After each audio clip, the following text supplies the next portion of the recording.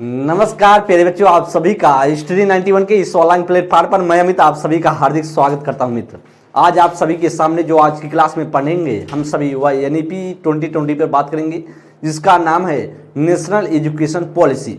बात करें राष्ट्रीय शिक्षा नीति पर बात करेंगे, जो आप सभी के पेपर के लिहाज से बात किया जाए तो बेहद इंपॉर्टेंट होता है। खास करके बात करें जब आपसे पेडागोजिकल क्वेश्चन पूछे जाते हैं, तो आप जानते भी होंगे कि EMRS की बात करें तो वहाँ पर पेडागोजिकल क्वेश्चन पूछे जाएंगे।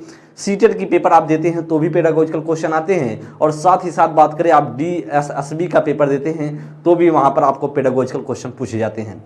तो बेहतरीन तरीके से सीखेंगे और बेहतर करने की कोशिश रहेंगी। तो सभी बच्चे एक बार सेशन को शेयर करते हुए क्लास को लाइक करेंगे और बेहतर तरीके से सीखते हैं। सभी दोस्त ध्यान देंगे, इसमें हम कुछ आपको थ्योरी पहले बताएंगे जो आपके मुख्य बिंदु हैं NEP से संबंधित, और कुछ क्वेश्चन है जिससे आपको पता लग पाए कि किस आधार पर क्वेश्चन प्रीवियस ईयर में आए हुए हैं और किस प्रकार से पूछे जा सकते हैं, और आपको सारे के सारे पॉइंट को क्लियर करना है। दोस्त ध्यान देंगे, एक इन्फॉर्मेशन है, वह इन्फॉर्मेशन है दोस्त हिंदी इंडिविजुअल क्लास के बारे में।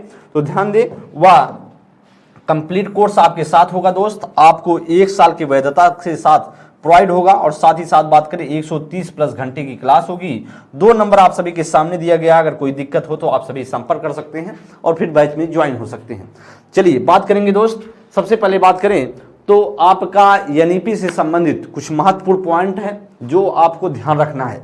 NEP की जब बात करते हैं तो NEP का निर्माण की बात करें तो कब इसका निर्माण शुरुआत की जाती है, इसकी बात करते हैं। अगर शुरुआत की बात करें, कोई व्यक्ति पूछे कि भैया आप बताओ कि NEP कब शुरुआत होती है, कब इसका शुरू में चीजें आती हैं, तो आप कहेंगे 2017 में। कौन सा मंथ आता है? जून का मंथ होता है, और 2017 में। और इसरो के पूर्व जो चीफ थे जिनका नाम था कस्तूरी रंगन की अध्यक्षता में एक समिति का गठन कर दी जाती है। एक समिति का गठन होता है और NEP के लिए जिनका नाम था, जिसका अध्यक्ष का नाम था, इसरो के पूर्व चीफ थे के कस्तूरी रंगन की अध्यक्षता में जून 2017 में एक राष्ट्रीय शिक्षा नीति के लिए एक प्रारूप, मतलब एक तरीके से गठन किया जाता है। ध्यान देंगे, इस समिति ने 31 मई 2019 को केंद्रीय मानव संसाधन विकास मंत्री, ध्यान देंगे बात करें तो दोस्त उस समय केंद्रीय जो मानव संसाधन विकास मंत्री बोला जाता था, लेकिन अब इस समय वर्तमान में शिक्षा मंत्रालय बोला जाता है, क्योंकि NEP के बाद इसे शिक्षा मंत्रालय के नाम से कह दिया गया। जो केंद्रीय मानव संसाधन मंत्रालय था इसका नाम अब बदल दिया गया है। तो पहले इसका नाम था केंद्रीय मानव संसाधन मंत्रालय, जिसके मंत्री कौन थे? रमेश पोखरियाल निशंक थे 2017 में। इनकी बात करें, इनकी देखरेख में, और बात करें मानव संसाधन राज्य मंत्री संजय शामराव धोत्रे की अध्यक्षता में जो के कस्तूरी रंगन थे, इन्होंने अपना जो प्रारूप था इनके सामने प्रस्तुत कर देते हैं कि भैया लो, या इसमें खास बातें हैं, इसमें सारी चीजें कही गई हैं, ऐसे शिक्षा की व्यवस्था करनी चाहिए, ऐसे सारी की चीजें जो भी उनका सुझाव था इनके सामने प्रस्तुत कर देते हैं, रख देते हैं। कब कहते हैं? 31 मई 2019 को। ध्यान दें दोस्त, NEP 2020 भारत सरकार के द्वारा जो बात किया जाए 29 जुलाई 2020 को, कल कौन सा दिन होता है? 29 जुलाई 2020 को घोषित किया जाता है। और बात करें 29 जुलाई 2020 को, यह डेट आपको याद होना चाहिए। ध्यान देंगे, साथ ही साथ बात करें और इसका जो मसौदा था या NEP बनती है किस पर ज्यादा फोकस करता है, इसको भी ध्यान देने की जरूरत है। तो अगर आपसे पूछा जाए कि किस पर जोर देता है तो आप कहेंगे अधिगम्यता पर, निष्पक्षता पर, गुणवत्ता पर तथा वहन योग्यता तथा जवाबदेही की क्या करता है? आधारभूत संरचना पर निर्मित है। अगर आपसे पूछा जाए कि मसौदा किस पर निर्मित करके या बनाया गया है, तो एकदम सीधा सा पॉइंट है, या पेपर में आपकी पूछी गई चीजें हैं कि भैया अधिगम्यता आप बताएंगे, साथ ही साथ बताएंगे निष्पक्षता पर फोकस किया गया, गुणवत्ता पर फोकस किया गया है, साथ ही साथ वहन योग्यता पर, जवाबदेही पर। इन सभी चीजों को आधारभूत संरचना के रूप में इसे मानते हुए निर्मित किया गया है NEP 2020। आगे ध्यान देंगे, बात किया जाए NEP 2020 को, बात करें NEP 2020 के पहले अगर बात करें तो कहेंगे बाबू 2 तरीके से 2 बार आ चुका है। 1968 में शिक्षा नीति आई थी और 1986 में आई थी। तो अगर आपसे मित्र कोई पूछे कि आपसे अगर कोई कहे कि जो राष्ट्रीय शिक्षा नीति है, राष्ट्रीय शिक्षा नीति अभी तक कितनी बार आई है, तो आप कहेंगे 3 बार आई हुई है। कब कब आई है? तो आप सीधा कहेंगे कि 1968 में सबसे पहले आई थी, फिर 1986 में आई थी, और 1986 को संशोधन किया गया था 1992 में, फिर इसके बाद 2020 में राष्ट्रीय शिक्षा नीति आई। तो एक तरीके से ध्यान देंगे 3 बार आई, और 1992 की बात करें तो इसको संशोधन किया गया था, ना कि कोई शिक्षा नीति आई हुई थी। तो इस बात को आप ध्यान देंगे। स्वतंत्र जो बात करें, स्वतंत्र भारत की तीसरी जो है यह नीति के रूप में उभरती है। 2020 वाली शिक्षा नीति तीसरी शिक्षा नीति के रूप में उभरती है। राष्ट्रीय शिक्षा नीति 2020 एक भारत केंद्रीय शिक्षा प्रणाली की संकल्पना करता है। एक भारत सशक्त भारत बात करेंगे, ध्यान देंगे। अगर आपसे पूछा जाए कि ये एनईपी की बात करें दोस्त, एनईपी अगर बात किया जाए तो कहेंगे आप, एनईपी की बात करें तो आप कहेंगे यह किस पर जोर देता है? तो आप कहेंगे भैया, कहेंगे एक भारत, यह शिक्षा नीति एक भारत केंद्रीय शिक्षा प्रणाली पर जोर देता है। एक भारत किस पर जोर देता है? एक भारत केंद्रीय शिक्षा प्रणाली की संकल्पना करती है, जो सभी को उच्च गुणवत्ता कहती भैया कि ये सभी जितने भी बच्चे हैं, जितने भी स्टूडेंट हैं, जो भी पढ़ाई लिखाई कर रहे हैं, उच्च गुणवत्ता की शिक्षा प्रदान करके देश की एक न्याय संगत, देश को बात करें, देश को एक न्याय संगत और जीवंत समाज में लगातार बदलने की योगदान देती है। यह बेहद इंपॉर्टेंट पार्ट है, और कहीं ना कहीं आपको हूबहू आपके पेपर में लाइनें पूछी गई हैं। तो कहेंगे जो राष्ट्रीय शिक्षा नीति 2020 है यह किस पर जोर देती है? सभी के लिए उच्च गुणवत्ता और शिक्षा पर, जो उच्च गुणवत्तापूर्ण शिक्षा पर, साथ ही साथ बात करें न्याय संगता पर, जीवंत समाज, कौन सा समाज हो? जीवंत समाज हो, और इसमें बदलने की योगदान पर जोर देती है। कहेंगे भैया राष्ट्रीय शिक्षा नीति जो 2020 के तहत केंद्र व राज्य सरकार के सहयोग से शिक्षा क्षेत्र पर जीडीपी के 6% हिस्से के बराबर निवेश का लक्ष्य रखा गया है। अगर आपसे कहेंगे केंद्र और जो केंद्र सरकार है, सेंट्रल गवर्नमेंट है, साथ ही साथ बात करें जो राज्य सरकार है, जो स्टेट गवर्नमेंट है, केंद्र एवं राज्य की बात करें, दोनों अपना मिला करके क्या करेंगे? राज्य सरकार मिला करके जीडीपी का कितना परसेंट? जीडीपी का आप कहेंगे भैया 6% जो है योगदान करने की बात करती है। कितना? 6% खर्च करने की बात करें। वेरी इंपॉर्टेंट लाइन है, और यह कई बार आपके पेपर में जब से एनईपी 2020 आई है तब से कई बार पेपर में पूछ लिया गया है। आगे बात करें कैबिनेट द्वारा, ध्यान देंगे, जो कैबिनेट द्वारा जो एमएचआरडी मंत्रालय है, मतलब मानव संसाधन विकास मंत्रालय, जिसे आप बोलते हैं ministry of human resources development, का नाम बदलकर अब क्या रखा जाएगा? वह शिक्षा मंत्रालय। किस नाम से रखा जाएगा? वह शिक्षा मंत्रालय के नाम से, जिसे हम जानते हैं एजुकेशन मिनिस्ट्री के नाम से करने की मंजूरी दी गई। आप बात करेंगे मानव संसाधन विकास मंत्रालय का नाम बदलकर शिक्षा मंत्रालय कर दिया जाएगा। आगे दोस्त ध्यान देंगे, आगे बात किया जाए वर्ष 2030 तक अध्यापन के लिए करेंगे भैया, जो 2030 होगा, अब तो समझ रहे हैं कि 2030 इंड होने वाला है, वही कह रहा है कि वर्ष 2030 तक अध्यापन के लिए न्यूनतम डिग्री 4 वर्षीय एकीकृत बीएड डिग्री का होना अनिवार्य होगा। कहीं ना कहीं जो आप पढ़ाएंगे अध्यापन के लिए कौन सी डिग्री सिर्फ रहेगी? वह बीएड की डिग्री रहेगी, और जो भी डिग्री और भी है सारी की सारी डिग्रियां बंद कर दी जाएंगी, ऐसा कहता है एनईपी। साथ ही साथ कहता है कि नई शिक्षा नीति द्वारा जो एमफिल की डिग्री है, एमफिल की जो डिग्री है उसे भी क्या कर दिया जाएगा? समाप्त कर दिया जाएगा एमफिल की डिग्री। और साथ ही साथ बात करेंगे जो आपका न्यूनतम डिग्री होगा अध्यापन के लिए वह बीएड होगा। तो आप अभी जानते हैं, अभी इस टाइम जो चल रहा है डीएलएड चल रहा है, तमाम कोर्सेस हैं, बीएड बीटीसी तमाम तरीके से होते हैं ना, तो उसको अब सारी के सारे समेट करके एक बीएड वाला वही रखा जाएगा, उसी के माध्यम से शिक्षक की जो नियुक्ति होगी। आगे बात किया जाए, कह रहा है कि वर्ष 2022 तक, क्या बोल रहा है? वर्ष 2022 तक की बात करें, कह रहे 2022 तक शिक्षा क्रम और शिक्षा शास्त्र में आमूलचूल परिवर्तन करना, ताकि रटने के प्रचलन को खत्म कर दिया जा सके।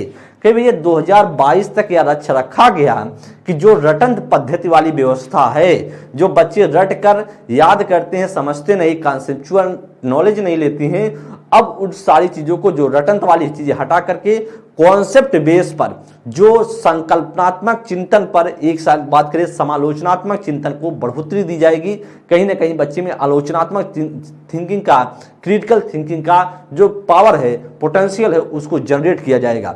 तो इस बात को कह रहा है आमूलचूल परिवर्तन किया जाएगा। 2022 तक यह लक्ष्य रखा गया था। वर्ष 2025 तक कह रहा है, वर्ष 2025 तक जो 3 से 6 वर्ष के आयु के प्रत्येक बच्चे के लिए मुफ्त, सुरक्षित, उच्च गुणवत्तापूर्ण, विकासात्मक स्तर के अनुरूप देखभाल और शिक्षा की पहुंच को सुनिश्चित करना। अर्थात यह कह रहा है कि भैया जो 3 से 6 वर्ष के बच्चे होंगे, तो आपने सीखा होगा कि आप जानते होंगे जो पहले 10+2 की शिक्षा व्यवस्था थी, मतलब जो आपको 12 तक पढ़ाई जब आप करते थे 10+2 बोला जाता था। अब उस पद्धति को क्या बदल दिया जाएगा? उस पद्धति को कह रहा है कि भैया 5+3+3+4 में कन्वर्ट कर दिया जाएगा। कितना होगा? ये आपका टोटल बच्चा क्या करेगा? टोटल की बात करें, या बोला गया कि भैया 5+3+3+4 वाला पैटर्न लागू किया जाएगा। अब 10+2 वाला पैटर्न को बंद कर दिया जाएगा। 10+2 वाला क्या कर दिया जाएगा? इस पैटर्न को समाप्त कर दिया जाएगा। अब यार न्यू पैटर्न होगा। तो वही कह रहा है जो 3 से 6 वर्ष के बच्चे, 3 से 6 वर्ष का बच्चा की बात करें तो कह रहा है कि भैया जो आप ध्यान दें, कह रहा है कि जो इसमें 5 वर्ष देख पा रहे होंगे, 5 वर्ष है ना, जो 5 वर्ष है उसी में कह रहा है कि 2-3 वर्ष तक क्या करेगा बच्चा? 3 वर्ष की बात करें, जो 3 से 6 वर्ष का बच्चा होगा, कह रहा है कि 3 वर्ष तक बच्चा तो घर रहेगा। उसके बाद क्लास 1 और 2 की बात करें, क्लास 1 और 2 की बात करें, और साथ ही साथ बात करें उसमें जो 3 वर्ष का बच्चा अर्ली चाइल्डहुड कहां पड़ेगा? ध्यान दें, आंगनबाड़ी। इसमें जो 5 वर्ष है, ध्यान दें, 5 वर्ष जो इसमें है, उसमें जो 5 वर्ष है, इसी में 5 वर्ष कह रहा है कि 3 वर्ष प्लस 2 होगा। 3+2 अगर आप कहेंगे तभी तो 5 होगा। तो कर 3 वर्ष बच्चा कहां पढ़ेगा? 3 वर्ष जो पढ़ेगा वह ECCE के माध्यम से पढ़े, early childhood care and education के माध्यम से पढ़ेगा। मतलब प्रारंभिक देखभाल एवं शिक्षा की बात करता है। तो वही कह रहा है कि 2 वर्ष कहां पढ़ेगा? क्लास 1 और 2 पढ़ेगा। तो वही करें जो 5 वर्ष है इसको 2 भागों में तोड़ा जाएगा, 5+3+2 के रूप में। उसी में कह रहा है कि जो 3 से 6 वर्ष का बच्चा रहेगा वह 3 से 6 वर्ष बालकों के लिए ECC का जो कार्यक्रम है उस कार्यक्रम को लागू किया जाएगा। मतलब कहीं ना कहीं ECC का मतलब आप जानते हैं, आंगनबाड़ी केंद्र में बच्चा पढ़ेगा। किस में पढ़ेगा? आंगनबाड़ी केंद्र में बच्चा पढ़ेगा। आंगनबाड़ी केंद्र में कहीं ना कहीं बच्चा पढ़ेगा। कितने वर्ष? 3 वर्ष पढ़ेगा और 3 साल तो घर रहेगा। 3 साल के बाद जैसे बच्चा जाएगा चौथी साल में, तुरंत उसे आंगनबाड़ी केंद्र भेजा जाएगा और 3 साल तक वह आंगनबाड़ी केंद्र पढ़ेगा, जिससे बच्चा धीरे धीरे जो मूलभूत चीजें हैं, जो फंडामेंटल जो नॉलेज है, एक मूलभूत संरचनात्मक जो ज्ञान है, उसको प्रोवाइड करने की कोशिश की जाएगी 3 वर्ष तक। और इसके बाद बच्चा क्लास 1 का जब होगा तो वह बच्चा क्लास जब 6 साल का हो जाएगा तो 7वीं साल में एंट्री करेगा तो क्लास 1 पढ़ेगा और क्लास 2 पढ़ेगा 8वीं में, मतलब 7-8 पढ़ेगा। 8 के बाद वो आप जाएगा बच्चा 3 में। तो कहीं ना कहीं वही बात कर रहा है। इसको आप समझ पा रहे होंगे, सीख पा रहे होंगे। इसका कहने का तात्पर्य यही है दोस्त, और सीखते हुए चलेंगे तभी आपके लिए महत्वपूर्ण है, अदरवाइज फिर दिक्कतें होंगी। तो आपको यह समझना है कि कहीं ना कहीं आमूलचूल परिवर्तन करना है, और जो 3 से 6 वर्ष के बच्चे हैं कहीं ना कहीं ECC के माध्यम से पढ़ाया जाएगा। करें वर्ष 2025 तक 5वीं कक्षा तथा उसके ऊपर के सभी बुनियादी साक्षरता, मतलब जो 5वीं क्लास के हैं बच्चे हैं उसके ऊपर की जो बुनियादी साक्षरता है एवं साथ साथ बात करें संख्या ज्ञान अर्जित कर सके, साथ ही साथ करा कि शिक्षा तैयारी कार्यक्रम चलाया जाएगा। जो क्लास 5 के बाद या उसके ऊपर के लिए कौन सा कार्यक्रम होगा? वह शिक्षा बात करें वह शिक्षा तैयारी कार्यक्रम होगा। और जो बच्चा मतलब छोटा है 3 से 6 वर्ष के लिए, वह बच्चा ECC के माध्यम से वह कार्यक्रम चलाकर चीजें होंगी। कर वर्ष 2030 तक 3 से 18 वर्ष आयु के सभी बच्चों के लिए बात करें निःशुल्क एवं अनिवार्य गुणवत्ता स्कूली शिक्षा को पहुंच एवं भागीदारी सुनिश्चित करना होगा। मतलब कहीं ना कहीं 3 से जो 18 वर्ष के बच्चे हैं कहीं ना कहीं निःशुल्क और साथ साथ गुणवत्तापूर्ण शिक्षा की बात करता है।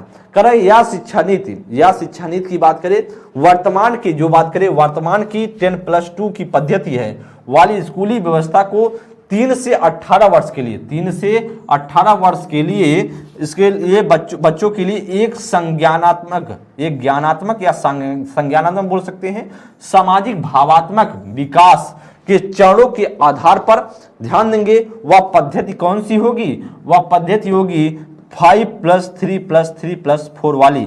तो इसका मतलब है कि 5 साल का बच्चा, 5 साल का पढ़ेगा, 3 साल इसमें पढ़ेगा, 3 साल 3+2 आप कर 3+2 कर सकते हैं, 2 साल क्लास 1 और क्लास 2 पढ़ेगा, 3 साल पढ़ेगा ECC के माध्यम से आंगनबाड़ी केंद्र पर। जो 3 साल होगा वह 3 साल कहाँ पढ़ेगा?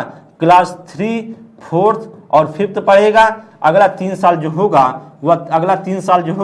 वह पढ़ेगा क्लास 6, 7th और 8 में। अगला जो 4 साल होगा वह 9th, 10th, 11th, 12th बात करें या 4 साल पढ़ेगा। तो कहीं ना कहीं टोटल मिलाकर बात किया जाए तो बच्चा 3 साल का तो रहेगा ही रहेगा। उसके साथ साथ बात करें तो 8 8 3 11 11 4 15, तो कहीं ना कहीं 3 साल का तो बच्चा होगा ही होगा। तो कहीं ना कहीं 18 वर्ष का जब बच्चा होगा, कहीं ना कहीं जब बच्चा 18 वर्ष का होगा तो वह बच्चा क्लास 12 को पास करेगा। तो क्लास 12 को पास करेगा जब 18 साल का होगा। ऐसी शिक्षा व्यवस्था करने की बात करता है NEP 2020। आगे दोस्त समझेंगे, सीखेंगे। आगे बात किया जाए तो कह रहा कि मूलभूत जो आयु है वह 3 से 8 वर्ष, जिसमें आप देख पा रहे हैं जो 5 वर्ष है। 5 वर्ष में 3 वर्ष का पूर्व प्राथमिक विद्यालय होगा, 2 वर्ष का क्लास 1 और 2 होगा, क्लास 1 और 2 होगा। वही जो मैंने समझाने का प्रयास किया, वही में कह रहा 3 वर्ष पूर्व प्राथमिक होगा और जो क्लास 2 वर्ष है वह क्लास 1 और क्लास 2। कह रहा वर्ष 3 वर्ष का बात करें, 3 वर्ष का बालक सबसे पहले 3 वर्ष का पूर्व प्राथमिक विद्यालय में जाएगा, जो बच्चा 6 वर्ष का हो जाएगा। बच्चा 6 वर्ष का हो जाएगा क्योंकि 3 वर्ष क्या करेगा? पूर्व प्राथमिक विद्यालय में पढ़ेगा और 3 साल तो घर ही रहेगा। तो टोटल मिलाकर ECC में पास जब करेगा, ECC को मतलब आंगनबाड़ी केंद्र से जब निकलेगा तो बच्चा कहीं ना कहीं बच्चे का एज कितना होगा? वह 6 वर्ष होने वाला है। अब बच्चा जब 6 वर्ष का हो गया तो आगे कर बात करें 8 वर्ष का बालक जब होगा तो वही कह रहा है कि क्लास 1 और क्लास 2 पास कर लेगा। कहीं ना कहीं जब 2 साल और इसमें ऐड करेंगे तो क्लास 7 और 8 जब 8 साल का होगा तो क्लास 1 और 2 पास करेगा। वहीं पर बात करें प्रारंभिक चरण में जब बच्चा जाएगा 8 से 11 वर्ष तो वहीं पर क्लास 3 से 5th तक पास करेगा। वहीं पर जो मध्य चरण है, मध्य चरण में क्लास 11 वर्ष से 14 वर्ष रहेगा और क्लास 6 to 8 पढ़ेगा। वहीं पर माध्यमिक जब चरण होगा तो 14 से 18 साल का बच्चा रहेगा, उसी में 9th, 10th, 11th, 12 और पढ़ेगा। तो कहीं ना कहीं 4 वर्ष 12 तक यह पढ़ेगा। तो यह पूरा कार्यक्रम है जो 5+3+3+4 वाला जो पैटर्न है यहीं पर अप्लाई होने वाला है। आगे ध्यान देंगे दोस्त, सीख गए होंगे, कोई दिक्कत तो होगी नहीं।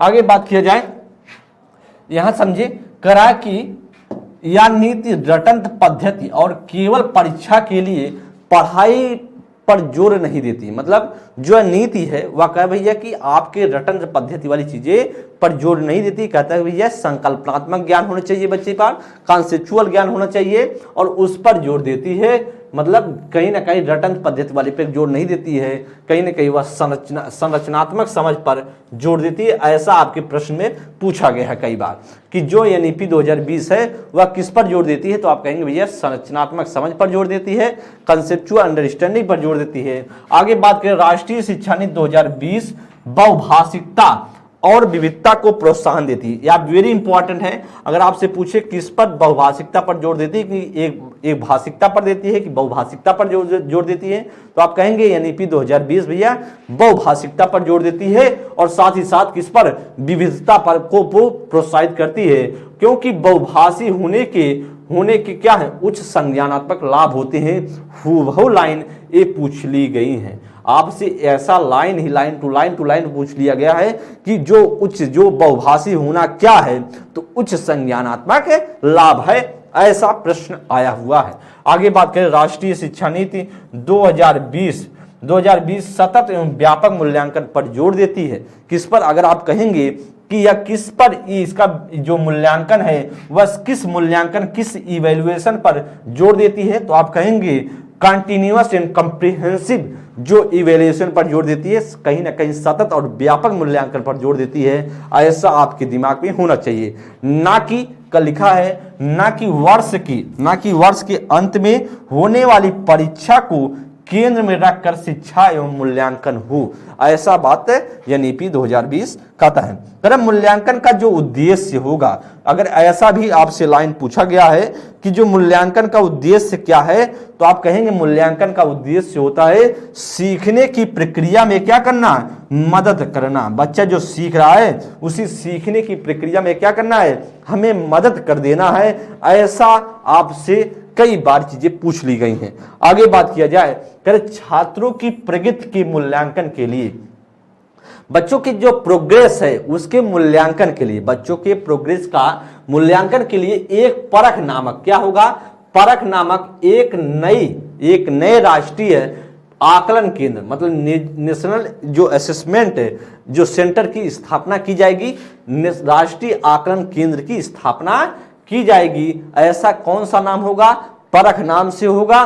बच्चे के प्रगति के लिए, बच्चे के प्रोग्रेस के लिए एक परख नाम से जो राष्ट्रीय आकलन केंद्र की स्थापना की जाएगी। आगे बात किया जाए, बच्चों की शिक्षा का माध्यम कम से कम क्लास 5th से 8 या उससे आगे तक की जो भाषा है उस किस भाषा में पढ़ाई जाएगी, बच्चों को मातृभाषा या घरेलू भाषा, किस भाषा में, घर की भाषा, या फिर बात करें मातृभाषा या स्थानीय भाषा या क्षेत्रीय भाषा में पढ़ाई जाएगी। कौन सी भाषा, ये 3 भाषाएं एक ही नाम से हैं और आपके पेपर में पूछा जाए तो आप सीधा बताएंगे घर की भाषा हो सकती है या मातृभाषा हो सकती है या स्थानीय भाषा हो सकती है या क्षेत्रीय भाषा के रूप में बच्चों को ज्ञान देने की कोशिश, पढ़ाने की कोशिश की जाएगी। आगे करा कि राज्य विशेष रूप से भारत के अलग अलग राज्यों में त्रिभाषा फार्मूला को क्या करेगा, अपनाएगा। जो स्टेट है वह त्रिभाषा फार्मूला को क्या करेगा, अपनाएगा। एक तो त्रिभाषा में, अब समझते हैं वह त्रिभाषा फार्मूले की बात किया जाए तो वह कह रहा है कि त्रिभाषा जो फार्मूला होगा वह उसमें क्या होगी, फ्लेक्सिबिलिटी होगी, लचीलापन रखा जाएगा। कहीं ना कहीं वह त्रिभाषा फार्मूला में क्या होगा, लचीलापन होगा। और यह लाइन आपसे पूछ ली गई है कि भैया त्रिभाषा कैसी होगी, वो लचीलापन होगा कि मानकता होगी उसमें, तो आप कहेंगे लचीलापन होगा। आगे बात की जाए, त्रिभाषा सूत्र के अंतर्गत एक विकल्प के रूप में दूसरी भारतीय भाषा में संस्कृत भाषा का अध्ययन किया जा सकता है। मतलब कोई एक विकल्प के रूप में क्या रखा जाए, 3 भाषाओं में अगर आपको नहीं पढ़ना है एक किसी भाषा को तो उस विकल्प के रूप में उसमें रखा गया कि आप संस्कृत भाषा को पढ़ सकते हो। आगे दोस्त बात किया जाए, करें कि जो पहली भाषा होगी, देखिए त्रिभाषा में बात करें तो जो पहली भाषा होगी वह पहली भाषा क्या होगी, पहली भाषा स्कूल में जो पहली भाषा पढ़ाई जाएगी वह कहीं ना कहीं मातृभाषा या क्षेत्रीय भाषा या घर की भाषा या फिर आप बात करें उसी स्थानीय भाषा के रूप में बच्चों को पढ़ाया जाएगा। द्वितीय भाषा के रूप में बात करें, द्वितीय भाषा के रूप में बच्चा हिंदी भाषी राज्य से अगर बिलोंग करता है बच्चा, तो दूसरी भाषा वह कहीं ना कहीं दूसरी भाषा वह हिंदी की भाषा होगी या फिर वह अंग्रेजी भाषा हो सकती है। करें कि अगर गैर हिंदी राज्य से बिलोंग करता है तो उसकी जो राज्यों में दूसरी भाषा हिंदी होगी या फिर आप उसे कोई अपनी अंग्रेजी भाषा उसमें से चूज कर सकता है। मतलब जो हिंदी भाषा, ध्यान देंगे, जो हिंदी भाषी राज्य से है तो वह हिंदी या अन्य अंग्रेजी भाषा चूज करेगा, या उसी प्रकार से गैर हिंदी भाषा से अगर है तो वह हिंदी पढ़ सकता है या फिर अंग्रेजी पढ़ सकता है। लेकिन आपका जो प्रथम भाषा होगा सभी को अपना मातृभाषा में ही पढ़ना होगा। जैसे मान लीजिए कोई बच्चा मान लीजिए तेलुगु से है, मतलब तमिलनाडु से है, तो वह तेलुगु भाषा पढ़ेगा। किसके रूप में, वह अपनी प्रथम भाषा पहली भाषा के रूप में। वहीं पर बात किया जाए जो दूसरी भाषा के रूप में वह हिंदी पढ़ सकता है, अगर हिंदी नहीं पढ़ना चाहता तो उसके स्थान पर अंग्रेजी पढ़ सकता है द्वितीय भाषा के रूप में। वहीं पर बात कर रहा है दोस्त तीसरी भाषा में के रूप में क्या होगा, कर कि यह वह भाषा होगी जो दूसरी भाषा के रूप में आप पढ़ाई ना जा रही हो। मतलब कहीं ना कहीं जो दूसरी भाषा में आप ना लिए हो उसकी इतर भाषा होगी। मतलब जब आपने ध्यान देंगे। आपने तो पहले तो क्षेत्रीय भाषा पढ़ा, मातृभाषा के रूप में पढ़ा, दूसरी जो हिंदी भाषा अंग्रेजी भाषा पढ़ी। अगर उसमें से एक जिसको आप ले लिए, जो भी आप नहीं लिए हैं, तीसरी भाषा में उसे आप इंक्लूड कर सकते हैं, या फिर बात करें, या फिर आप क्या कर सकते हैं, कोई आधुनिक भाषा ले सकते हैं। क्या कर सकते हैं, कोई आधुनिक भाषा। ध्यान देंगे, वह क्या हो सकती है, कोई तीसरी भाषा के रूप में जो नहीं रहेगी, मतलब दूसरी भाषा में जो नहीं रहेगी उसे आप तीसरी भाषा के रूप में लेंगे। जो हिंदी भाषी राज्य है वह बच्चे क्या करेंगे, वहां पर उस तीसरी भाषा के रूप में अंग्रेजी या ले सकते हैं या फिर हिंदी ले सकते हैं। मतलब जो उसका छूटा रहेगा वह तीसरी भाषा में लेंगे, या कोई आधुनिक भारतीय भाषा ले सकते हैं। जो उनका मन करेगा दूसरी आधुनिक भारतीय भाषा ले सकते हैं। उसी प्रकार से बात करें दोस्त, अगर गैर हिंदी भाषी राज्य से है बच्चा, गैर हिंदी भाषी राज्य से बच्चा है, तो तीसरी भाषा के रूप में वह करेगा अंग्रेजी भाषा होगी, या फिर आधुनिक भाषा कोई ले सकता है। इस बात को, सारे के सारे पॉइंट को आपको क्या ध्यान देना दोस्त, समझ रहे होंगे, सीख रहे होंगे, कोई दिक्कत तो होगी नहीं। मुझे जहां तक अब मुझे समझ पा रहे हैं कि आपको कोई प्रॉब्लम हो नहीं रही होगी। तो सीखते हुए चले, समझते हुए चले, कॉन्सेप्ट को सीखे रहेंगे तो बेहतर रहेगा, क्योंकि कहीं ना कहीं आपके पेपर में जो पेडागोजिकल क्वेश्चन पूछे जाने वाले हैं। दोस्त ध्यान देंगे, बम्पर ऑफर के साथ आपको RO की जो कंप्लीट कोर्स आपको प्रोवाइड हो सकता है, आप परचेज कर सकते हैं, ज्वाइन हो सकते हैं, आप ऐप के द्वारा जुड़ सकते हैं स्टडी 91 के। आप प्ले स्टोर में जाकर के ऐप को डाउनलोड करें और चीज़ों को वहां से आप डाउनलोड करके परचेज कर सकते हैं। साथ ही साथ आपके सामने 2 नंबर दिए गए हैं, आप इस पर संपर्क कर सकते हैं, कोई दिक्कत हो तो। आगे चलेंगे दोस्त, बात किया जाए, समझेंगे आगे बात किया राष्ट्रीय शिक्षा नीति 2020 के अनुसार।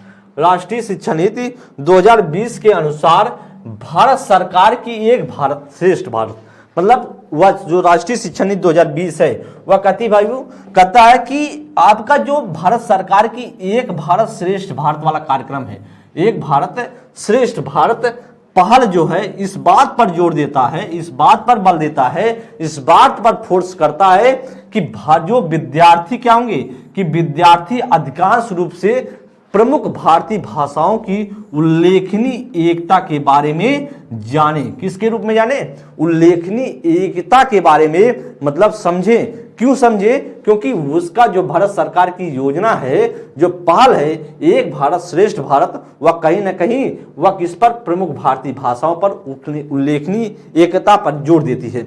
साथ ही साथ बात किया जाए, करें कि क्लास 6 के लिए एक अतिरिक्त भाषा के रूप में शास्त्रीय भाषा, करें कि क्लास 6 के लिए बात कर रहा है, क्लास 6 के लिए एक अतिरिक्त भाषा के रूप में शास्त्रीय भाषा, या फिर कह रहा कि तमिल या तेलुगु या कन्नड़ या मलयालम या उड़िया, पाली, फारसी आदि भाषा का अध्ययन कराया जाएगा। करे कि आप जब बच्चा क्लास 6 में जाएगा तो उसे एक भाषा के रूप में, व एक अतिरिक्त भाषा के रूप में उसे किस भाषा को सिखाया जा सकता है, या तमिल, तेलुगु, इस तरीके से अलग अलग भाषाएं आपके सामने लिखी गई हैं। इन भाषाओं में बच्चों को ज्ञान कराया जाएगा। साथ ही साथ बच्चा जब माध्यमिक स्तर पर जाएगा, माध्यमिक स्तर का मतलब है बच्चा 11th और 12th के क्लास में जब पढ़ेगा, कहीं ना कहीं वह 9 से लेकर के 12 तक जब बात करें तो माध्यमिक स्तर की बात किया जाए, जब उसमें बच्चा जाएगा तो एक अतिरिक्त भाषा के रूप में एक विदेशी भाषा पढ़ाई जाएगी। एक बात करें विदेशी फॉरेन लैंग्वेज पढ़ाया जाएगा, जिसमें से कौन कौन सी भाषा हो सकती है, कोरियन भाषा हो सकती है। कौन कौन सी भाषा, वह कोरियन भाषा बच्चा पढ़ सकता है, साथ ही साथ जापानी भाषा पढ़ सकता है, या थाई भाषा पढ़ सकता है, या फ्रेंच या जर्मन या स्पेनिश या पुर्तगाली या रूसी भाषा का अध्ययन कर सकता है। ऐसा बोला गया जब बच्चा माध्यमिक स्तर पर जाएगा। क्लास 6 में तो एक अपने देश की भाषा किसी अन्य अपने देश की किसी अन्य भाषा को पढ़ेगा। यहां देख पा रहे होंगे क्लास जब 6 में जाएगा, वहीं पर जब बच्चा क्लास 9 से लेकर 12 में रहेगा तो उस भाषा को पढ़ेगा जो विदेशी भाषा कोई ना कोई होगी, इस रूप में पढ़ेगा। आगे बात किया जाए, समझेंगे आगे कह रहा है कि समावेशी शिक्षा पर जोर दिया जाएगा। अगर आपसे कहे कि भैया जो शिक्षा का माध्यम कैसा होगा, शिक्षा का माध्यम कैसा होगा, मतलब जो शिक्षा दी जाएगी वह कैसी होगी, तो कहेंगे समावेशी शिक्षा होगा। समावेशी शिक्षा कैसी होती है, तो आप कहेंगे समावेशी शिक्षा का मतलब यह है कि जो शिक्षा होगा वह बिना भेदभाव का, मतलब चाहे वह बच्चा सामान्य हो या फिर कोई बच्चा विशिष्ट हो, चाहे कोई बच्चा नॉर्मल हो या फिर कोई स्पेसिफिक बच्चा हो, सामान्य बच्चा हो या बात करें वह विशिष्ट बच्चा हो, उसे कौन सी भाषा, उसे किस रूप में जो शिक्षा दी जाएगी, वह समावेशी शिक्षा दी जाएगी। बिना किसी भेदभाव के वह शिक्षा समान रूप से प्रोवाइड करने की कोशिश की जाएगी। आगे बात कर रहा है कि हर बच्चे की विशिष्ट क्षमताओं, संरचनात्मक तार्किक सोच, ध्यान दें वेरी इंपॉर्टेंट लाइन है, या कई बार आपके पेपर में पूछ ली गई है। कह कि जो हर बच्चे की विशिष्ट क्षमताओं की बात करें जिसमें रचनात्मक तार्किक सोच, नवाचार और समालोचनात्मक चिंतन, जिसे हम बोलते हैं क्रिटिकल थिंकिंग की पहचान करना, उनके समग्र विकास के लिए प्रयत्न करना एवं उस पर जोर दिया जाएगा। कहीं ना कहीं कह रहा है कि बच्चे को तार्किक रूप से चिंतन करने पर जोर दिया जाएगा, कहीं ना कहीं बच्चे के समालोचनात्मक चिंतन पे, आलोचनात्मक चिंतन में, कहीं ना कहीं बच्चे की जो रचनात्मकता की तरफ क्रिटिकल, मतलब कहीं ना कहीं जो बच्चे को एक तरीके से सृजनात्मकता की तरफ ले जाया जाएगा, इस तरीके से बात करता है। आगे बात करें दिव्यांगजन, वेरी इंपॉर्टेंट है, दिव्यांगजन अधिकार अधिनियम आपसे पूछ ले कब आया था, तो सबसे पहले आप बताएंगे 2016 में आया था, और यह इंपॉर्टेंट है आपके फैक्ट के नॉलेज की बात करें तो इन बच्चों को समावेशी शिक्षा की एक ऐसी व्यवस्था के रूप में परिभाषित करता है। मतलब कहीं ना कहीं कहता है भैया जो दिव्यांगजन अधिकार अधिनियम कहता है कि जो बच्चे दिव्यांग हैं, बच्चे जिनके पास दिव्यांगता है, वह बच्चा भी सामान्य बच्चों के साथ ही जो आपके समावेशी क्लासरूम में ही बैठेगा, सामान्य बच्चों के रूप में। जैसे वह बच्चा दिव्यांग है तो वो एक तरीके से विशिष्ट बच्चा है, और तो समावेशी का मतलब ही होता है सामान्य और विशिष्ट। तो एक तरीके से कह रहा है कि वह समावेशी क्लासरूम में ही वह सामान्य बच्चों के साथ बैठेगा, और ऐसी बात करता है यह दिव्यांगजन अधिकार अधिनियम, और ऐसी बात एनईपी में लिखी गई है। एक ऐसी बच्चे एक साथ सीखते हैं। करेक्ट, क्लास 6 के से ही शैक्षिक पाठ्यक्रम में व्यवहारिक शिक्षा को शामिल कर दिया जाएगा। बच्चा क्लास 6 में गया तो व्यवसायिक शिक्षा को क्या कर दिया जाएगा, जोड़ दिया जाएगा। पहले आप जानते रहे होंगे जो व्यवसायिक शिक्षा होती थी, वह व्यवसायिक शिक्षा की बात करें तो हमें जहां तक लगता है कि 9 या क्लास 9th में या 11th में जो है इसको व्यवसायिक शिक्षा को जोड़ा जाता था। लेकिन अब कहा दिया गया, एनईपी के थ्रू कहा गया कि बच्चों को कहीं ना कहीं क्लास 6 से ही वह व्यवसायिक शिक्षा की तरफ उसे शिक्षा दी जाएगी अगर वह चाहता है तो। की और इसमें क्या होगा, इंटर्नशिप की क्या होगी, व्यवस्था भी की जाएगी, इंटर्नशिप की भी व्यवस्था की जाएगी। आगे ध्यान देंगे, पाठ्यक्रम की विषय वस्तु को प्रत्येक विषय में कम करके उन्हें बेहद बुनियादी चीजों पर केंद्रित किया जाएगा। कह कि भैया जो सिलेबस है, जो बच्चे का सिलेबस होगा वह बहुत बड़ा सिलेबस नहीं रखा जाएगा, वह सिलेबस सिर्फ कैसा होगा, वह बेहद कटौती की जाएगी, सिलेबस बेहद कम होगा, बुनियादी चीजों पर केंद्रित होगा, और ऐसी शिक्षा होगी, ऐसा सिलेबस होगा कि कहीं ना कहीं बच्चे के चीजों को प्रोवाइड कर दे, बच्चे को जितना ज्ञान चाहिए उतने ज्ञान को वह उपयुक्त हो और चीजों को पूरा फुलफिल कर दे एक तरीके से। तो वही कह रहा है कि कम करके उन्हें बेहद बुनियादी चीजों पर केंद्रित की जाएगी ताकि आलोचनात्मक चिंतन, जिससे जब कम होगा, सिलेबस कम होगा, कम सिलेबस होगा तो कहीं ना कहीं एक बच्चा नहीं तो क्या होगा, बच्चा उसे रटने पर व्यवस्था पर पड़ा रहेगा। कम सिलेबस होगा तो कहीं ना कहीं उस पर तार्किक सोच, कहीं ना कहीं आलोचनात्मक चिंतन, कहीं ना कहीं इस तरीके से चर्चा आधारित या खोज आधारित चीजों को आगे बढ़ाया जा सकता है। तो वही करा कि ताकि जिससे बात करें आलोचनात्मक चिंतन, खोज आधारित, चर्चा आधारित, विश्लेषण आधारित अधिगम पर जरूरी ध्यान दिया जा सके। जब सिलेबस कम होगा तो चीजें सोचने योग्य टाइम मिलेगा और तब जाकर बच्चा सही तरीके से आगे बढ़ पाएगा। आगे बात करें तो ईसीसी में करा कि जो early childhood care and education है वह करा कि आपका करा प्रारंभिक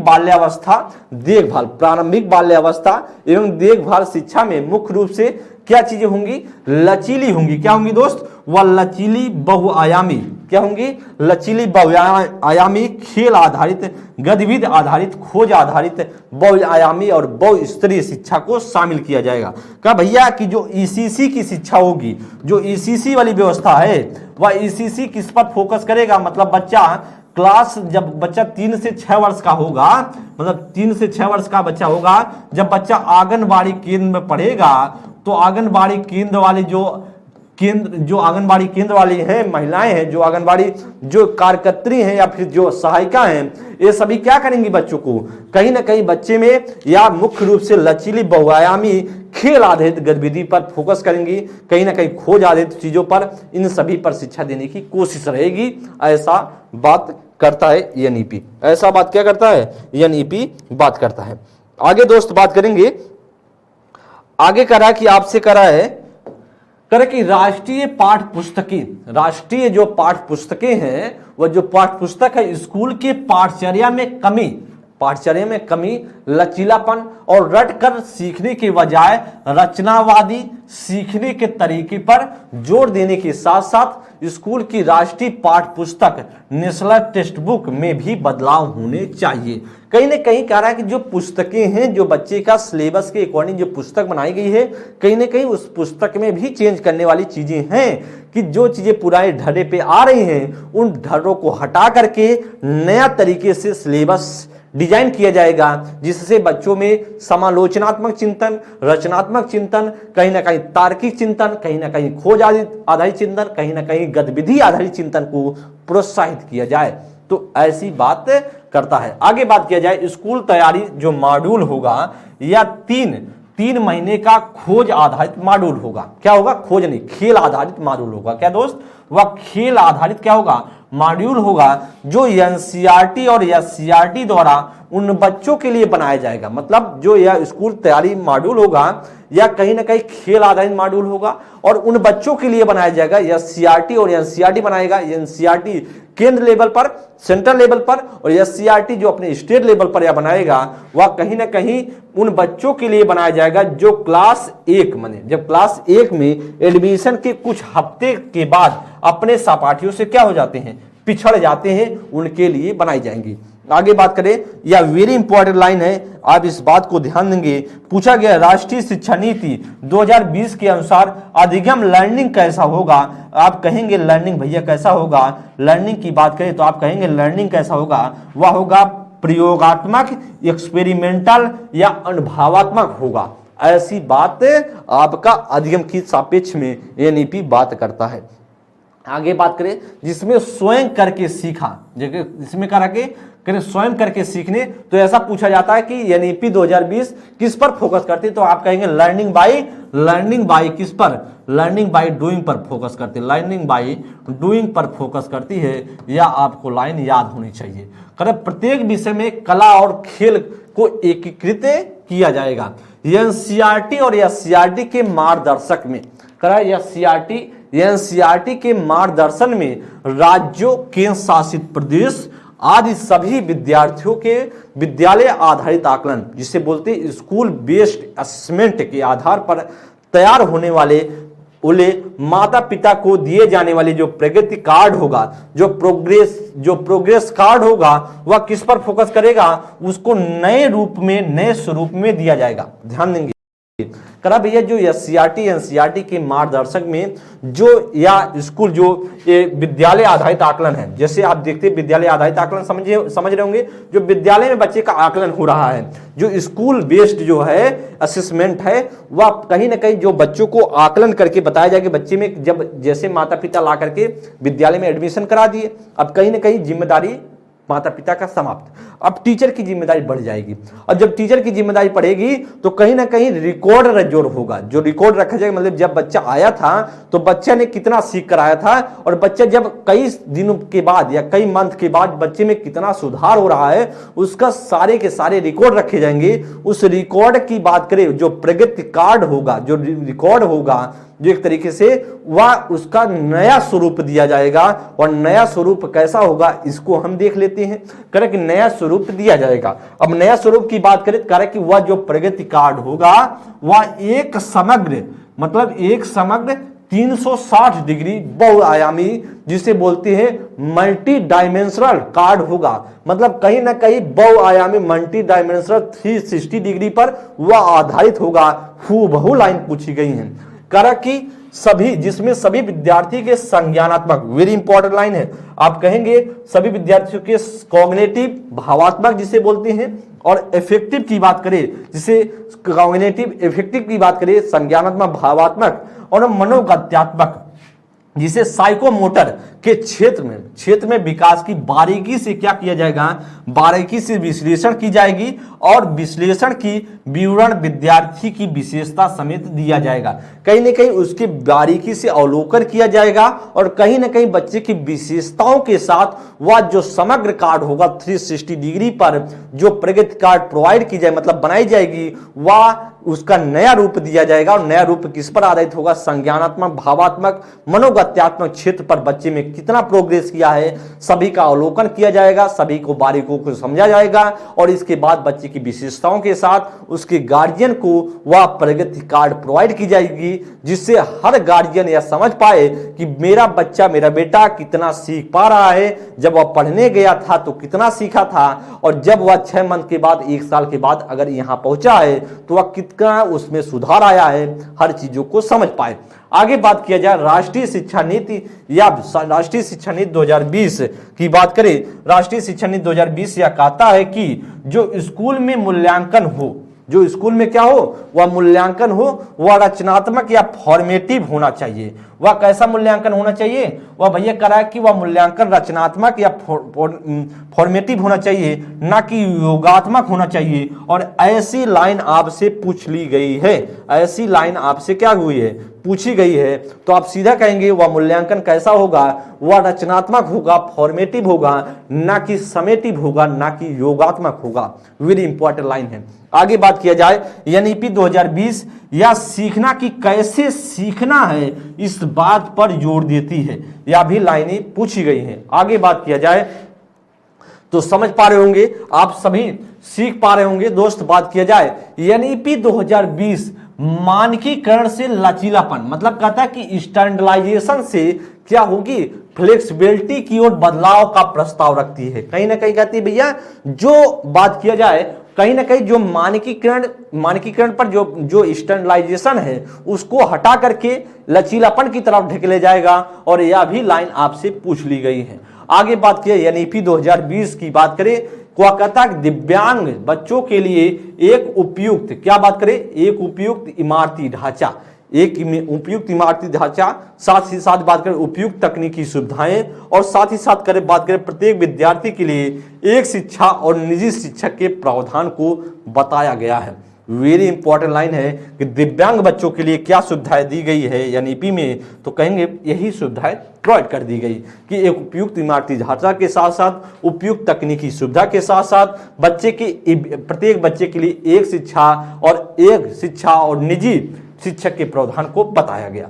ध्यान दें दोस्त, ये सारी चीजें आपके सामने जो एनईपी से संबंधित सारी चीजें थी, और एनईपी से संबंधित जो मुझे आपको मैंने बताया कि कोर्स आपसे या थ्योरी का पार्ट था, जो कॉन्सेप्ट था एनईपी का, पूरी तरीके से आपको सिखाया गया। अब आपको हम बताएंगे किस प्रकार के क्वेश्चन आए हैं, कुछ क्वेश्चनों को रखा गया है, कुछ प्रश्नों को रखा गया है, जिससे आपको सीख पाए कि इस तरीके से प्रश्न आपके पेपर में आए थे। दोस्त एक इन्फॉर्मेशन है, वह इन्फॉर्मेशन है अपनी हिंदी की पुस्तक ले सकते हैं आरओ के लिए, प्रारंभिक व मुख्य परीक्षा के लिए। साथ ही साथ बात करें आरओ की बात करें, वह सेकंड पेपर के लिए बात करें, तो आप सभी समान अध्ययन की पुस्तक ले सकते हैं, हर प्रश्न पत्र के साथ है, इसे ऑनलाइन ऑफलाइन दोनों तरीके से परचेज कर सकते हैं। ध्यान देंगे, पहला क्वेश्चन आप सभी की स्क्रीन पर है और पढ़ेंगे। मैंने आपको कॉन्सेप्ट समझाया है, सिखाया है, तो आप गलती करने की संभावना हमें लगता है कि नहीं होनी चाहिए, अगर होती भी है तो आप सुधार करने की कोशिश कीजिएगा दोस्त। चलेंगे, पहला क्वेश्चन आपसे स्क्रीन पर, राष्ट्रीय शिक्षा नीति 2020 के अनुसार शिक्षा को किस पर बल देना चाहिए, कर कि संकल्पनात्मक समझ पर, गैर संदर्भित विषय वस्तु पर, रट कर सीखने पर, या परीक्षाओं के लिए सीखने पर। कहीं मैंने आपको बताया कि ऐसा हो, मतलब कहीं ना कहीं ऐसा मैंने आपको बताया होगा, शिक्षा किस पर फोकस की जाएगी, कहीं ना कहीं आपको मैंने बताया था कि संकल्पनात्मक कॉन्सेप्चुअल अंडरस्टैंडिंग पर, संकल्पनात्मक समझ पर क्या होगी, वह फोकस की जाएगी। और इसीलिए दोस्त आपका जो राइट आंसर है वह ए ऑप्शन है। मैंने कहीं नहीं बताया होगा गैर संदर्भित समझ पर। तो ऐसा कुछ मैंने आपको कभी एक्सप्लेन करते हुए नहीं बताया होगा।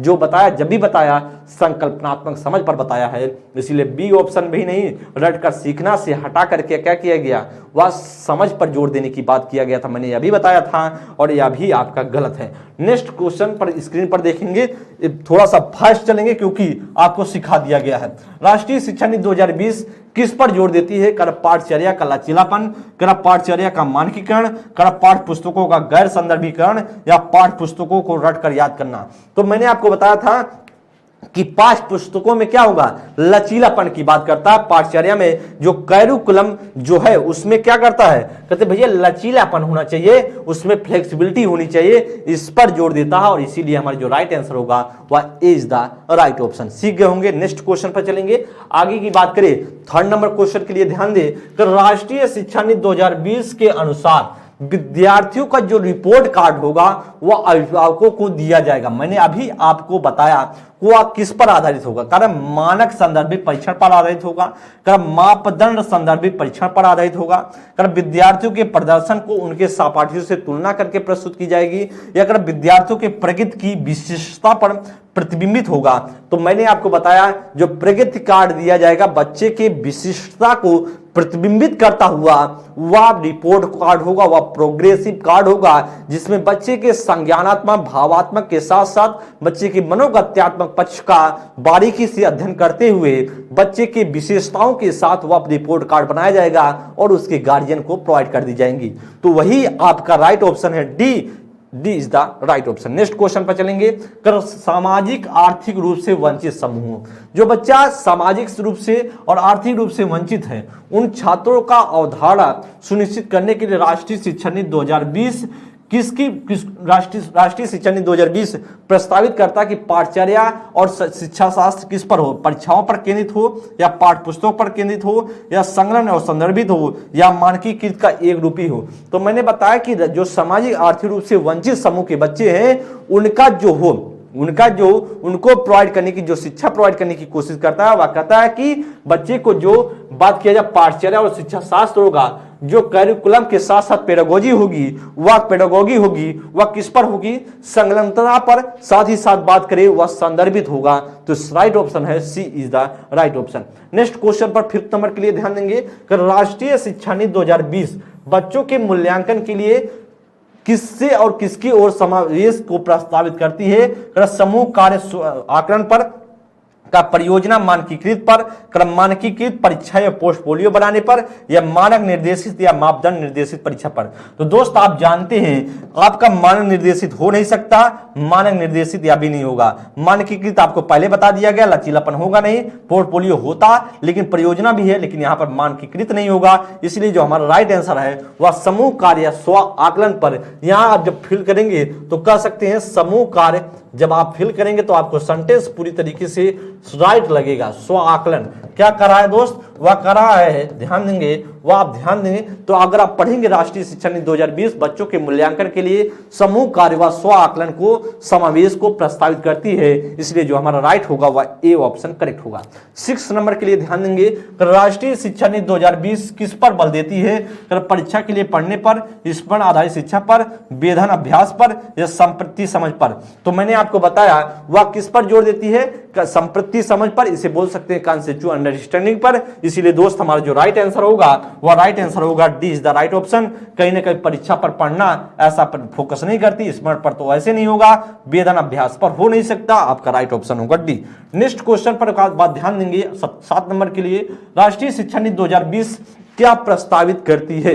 विद्यालय की पाठचर्या की विषय वस्तु में कटौती हो या विद्यालय की पाठचर्या के लचीलेपन में वृद्धि हो, रटिन अधिगम को महत्व दिया जाए या विवेचनात्मक चिंतन को महत्व दिया जाए। सेकंड है और फोर्थ है, सेकंड थर्ड है, सेकंड फोर्थ है, या फिर बात करा है कि आपका थर्ड और फोर्थ है। तो बताएंगे इसमें किस पर जोर देता है, बताएंगे आपका क्या इसमें से राइट होगा। इसमें से आप बताएंगे क्या इसमें से राइट आंसर हो सकता है। अच्छा क्वेश्चन है, बताने की कोशिश करेंगे इसमें से क्या राइट आंसर होगा दोस्त। अच्छा क्वेश्चन बताने का प्रयास करें। इसमें थोड़ा सा हमको लगता है कि ऑप्शन में थोड़ा सा गलती है, आप ऑप्शन में थोड़ा सा गलती है, आप बताने की कोशिश कीजिए क्या इसमें से राइट होगा। जी आप बताएंगे इसमें से क्या करेक्ट ऑप्शन हो सकता है। जी दोस्त बताएंगे इसमें से क्या राइट आंसर होगा। यहां पर ध्यान देंगे, एक ऑप्शन में यहां पर एक को आपको फिक्स करना है कि फर्स्ट भी साथ ना साथ कहीं में आप लगा दीजिए, मतलब ये आप ए राइट है, साथ ही साथ बात करें बी सेकंड भी राइट है और आपका फोर्थ है, तो फर्स्ट और बात करें तो कहीं ना कहीं आप इसमें लगाएंगे फर्स्ट, इसमें से लगा दीजिए, मतलब सेकंड ऑप्शन चूज कर लीजिए। क्या कर लेंगे आप, सी ऑप्शन चूज कर सकते हैं। तो राष्ट्रीय शिक्षा नीति किसको प्रस्तावित करती है, वो आपको मैंने बताया था विषय वस्तु को कटौती के रूप में। कटौती क्यों होगी विषय वस्तु में, क्योंकि जब कटौती होगी तो बच्चे का किस पर जोर दिया जा सकता है, बच्चे में तार्किक सोच को सुधारा जाएगा, मतलब तार्किक सोच पर फोकस किया जाएगा, कहीं ना कहीं बच्चे में समालोचनात्मक चिंतन को जागृत किया जाएगा, कहीं नहीं समालोचनात्मक चिंतन को बढ़ावा दिया जाएगा, और कहीं ना कहीं बच्चे में तार्किक चिंतन, समालोचनात्मक चिंतन, कहीं ना कहीं बच्चे में गतिविधि आधारित चिंतन, गतिविधि आधारित जो है गतिविधि आधारित चिंतन पर और इन सभी पर फोकस करने पर जोर दिया जाएगा। जब सिलेबस कम होगा तो कहीं ना कहीं बच्चा खोज आधारित जो चीजें होंगी उस पर फोकस हो सकता है, तो ए तो राइट होगा। बी की व्याकरण का पाठचर्या में क्या हो, लचीलापन हो, मैंने आपको बताया था करिकुलम में जो लचीला फ्लेक्सिबिलिटी में वृद्धि होगी, साथ ही साथ आपका रटन पर बल देता नहीं है इसलिए गलत होगा, और विवेचनात्मक चिंतन को महत्व देता है, इसीलिए राइट ऑप्शन हमारा सी ऑप्शन करेक्ट होगा। नेक्स्ट क्वेश्चन बात करेंगे 8 नंबर के लिए, राष्ट्रीय शिक्षा नीति 2020 के अनुसार आकलन के लिए अंतर्निहित सिद्धांत क्या होना चाहिए। क्रम मुख्य रूप से रटने के कौशलों को परीक्षण करना, या केवल विषय वस्तु के अध्ययन के लिए प्रोत्साहित करना, या क्रम सभी विद्यार्थियों के लिए उनका सीखने और विकास के अनुकूलन के लिए, या विद्यार्थियों का अंत परीक्षा के अंत में परीक्षाओं के माध्यम से केवल संज्ञानात्मक आयाम का आकलन होना। तो मैंने आपको बताया था बच्चे के सिर्फ कॉग्निटिव डेवलपमेंट का जो आकलन नहीं किया जाएगा, साथ ही साथ बच्चे के संज्ञानात्मक के साथ साथ बच्चे के भावात्मक, साथ साथ बच्चे के मनोगत्यात्मक, तीनों पक्षों का आकलन किया जाएगा, इसलिए ऑप्शन आपका डी गलत है। बी में कह रहा है केवल कर विषय वस्तु अध्ययन के लिए प्रोत्साहित किया जाएगा, यह भी गलत है, और मुख्य रूप से रटने की कौशल पर करा तो रटना तो वैसे आप में गलत है। राइट ऑप्शन क्या होगा, सभी विद्यार्थियों की बात करें उनको सीखने और विकास के लिए क्या किया जाएगा, अनुकूलन पर जोर दिया जाएगा, राइट ऑप्शन होगा C is the right option. Next question 9th number के लिए, राष्ट्रीय शिक्षा नीति 2020 में प्रस्तावित कथनों में से निम्न में से कौन सा कथन सही नहीं है, कौन सा ऐसा कथन है जो गलत है। कहना मूल्यांकन के लिए विभिन्न प्रकार की विधियों और योजनाएं जैसे कि समूह कार्य और भूमिका निर्वहन का प्रस्ताव रखती है, या एनईपी 2020 रचनात्मक मूल्यांकन से योगात्मक मूल्यांकन की ओर परिवर्तन रखती है। तो आप जानते हैं दोस्त रचनात्मक से योगात्मक नहीं होता है, यहाँ योगात्मक से रचनात्मक की बात करता है, किसमें योगात्मक से रचनात्मक की तरफ ले जाने की बात करता कौन, एनईपी, इसलिए क्या अपने आप में सेंटेंस भी गलत है। सी में करें एनईपी 2020 प्रस्तावित करती है कि शिक्षा द्वारा किए गए आकलन से अलग आकलन अन्य मार्गों जैसे स्व आकलन और समूह आकलन को प्रोत्साहित करना चाहिए, एकदम बात जो है। और यही क्या है, आपको निगेटिव ढूंढना था, तो निगेटिव ढूंढना था भैया, तो यही इसीलिए आपका बी ऑप्शन राइट होगा, क्योंकि गलत यही सेंटेंस था और गलत अपने आप में इसी गलत था, तो हमारा ऑप्शन यही होगा। ए में करा मूल्यांकन के लिए विविध प्रकार की विधियों का इस्तेमाल किया जाएगा, आप जानते हैं, साथ ही साथ योजनाओं को, साथ ही साथ समूह कार्य जैसी चीजों का निर्वहन पर जोर दिया जाएगा, ये तो बात सही है, मूल्यांकन इस पर जो होगा। लेकिन जो मूल्यांकन होगा वह योगात्मक, रचनात्मक से योगात्मक नहीं होगा, वह जो बात किया जाए वह समेटिव से फॉर्मेटिव होगा, कहीं ना कहीं योगात्मक से रचनात्मक होगा, वही सेंटेंस गलत था, बी ऑप्शन, इसीलिए हमारा राइट ऑप्शन होगा बी। सी में कह रहा है कि ध्यान देंगे जो आकलन की बात कर रहा है यहां तो सही है, स्व आकलन पर, और साथ ही साथ बात करें वह समूह कार्य आकलन पर भी जोर दिया जाएगा, एकदम स्वाद सही है। और डी भी अपने आप में एक पूरी तरीके से राइट है, क्योंकि जो प्रगति कार्ड होगा, जो प्रोग्रेसिव कार्ड होगा, वह बच्चे के संज्ञानात्मक क्षेत्र को फोकस करेगा, बच्चे के भावात्मक क्षेत्र को फोकस करेगा, और बच्चे के मनोगत्यात्मक क्षेत्र को फोकस करता हुआ प्रोग्रेस कार्ड बनाया जाएगा। और यह पूरी की पूरी लाइनें सही हैं, ए भी सही है, सी भी सही है और डी भी सही है, लेकिन बी सेंटेंस हमारा गलत था, और गलत होने से क्या होगा, राइट हो जाएगा। करे कि 10 नंबर के लिए राष्ट्रीय शिक्षा नीति 2020 के अनुसार अधिगम होना चाहिए। मैंने आपको बताया था अधिगम कैसा होना चाहिए, या मैंने आपको पहले बता दिया था कि जो ज्ञान होगा वह एक्सपेरिमेंटल होगा, क्या होगा, एक्सपेरिमेंटल नॉलेज होगा, एक्सपेरिमेंटल नॉलेज होगा। तो आप इस बात को ध्यान दें, कहीं ना कहीं आपका या इसे हम कह सकते हैं अनुभवात्मक हो सकता है, या इसे बोला जा सकता है प्रयोगात्मक हो सकता है। इसे अनुभवात्मक या प्रयोगात्मक दोनों नाम से बोला जा सकता है, हिंदी में कहा जा सकता है। और इसीलिए जो राइट आंसर होगा वह सी ऑप्शन करेक्ट होगा। क्या होगा दोस्त? वह सी ऑप्शन करेक्ट होगा। तो आपको समझ में गए होंगे, लर्निंग कहीं ना कहीं इस आधार पर फोकस करता हुआ रहेगा। आप सभी के सामने 10 क्वेश्चन के माध्यम से मैंने आपको एनईपी के थ्रू जो चीजें समझाने की कोशिश किया, आप सभी अच्छे से समझ पाए होंगे, मुझे पूरा विश्वास है। सीखते रहिए, स्वस्थ रहिए, मस्त रहिए, और आपको अच्छे से पढ़ना है। जो कॉन्सेप्ट सिखाएं वही कहीं ना कहीं आपके पेपर में हूबहू लाइनें पूछी जाती हैं। पहले हम प्रयास करते हैं आपको थ्योरी की क्लास दे दें, कॉन्सेप्ट समझाने, इसके बाद प्रैक्टिस के थ्रू आपके पेपर में किस आधार पर क्वेश्चन पूछे गए और आने की संभावना कैसी रहेंगी और किस प्रकार के क्वेश्चन आ सकते हैं, सारी की सारी चीजों पर हम सभी बातें करते हैं दोस्त। नेक्स्ट क्लास में मिलेंगे, और जब क्लास एक बार एंड हो जाए तो एक बार आप सभी कमेंट बॉक्स में जाकर के पॉजिटिव कमेंट करने की कोशिश कीजिए कि कैसा लगा सेशन, जरूर बताएंगे दोस्त। अगले सेशन मिलते हैं, तब तक के लिए बहुत बहुत धन्यवाद। थैंक यू मित्र, नमस्कार।